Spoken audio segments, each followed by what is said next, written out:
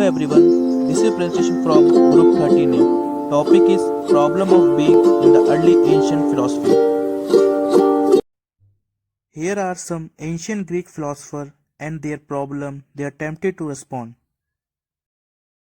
Development of Greek philosophy. It is divided into four parts. The first one is the problem of the world cosmology, the problem of knowledge epistemology, the problem of freedom, and the problem of religion. The problem of the world. What is the basic material of which the world is formed? That is answered by Thales, Anaximander and Anaximenes. Firstly, Thales. Thales claims that the basic things from which world is formed is water. That is, all is water. Second, Anaximander. Anaximander claims that the world is formed by the undefinite or undefined things. That is called apeirones, means unbounded.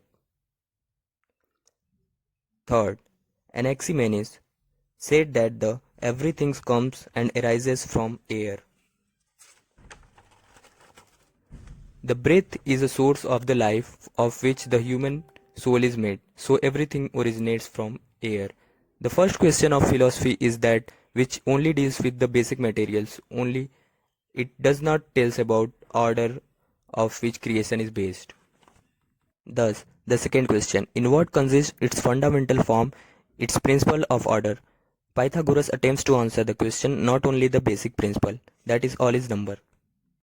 Basically, if there is no knowledge, then there is no truth, as said by sophists that knowledge is impossible to attain.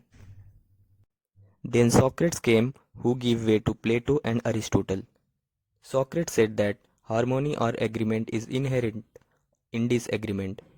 Plato said that dualism of matter and form, and Aristotle arose the question that how does matter acquire form.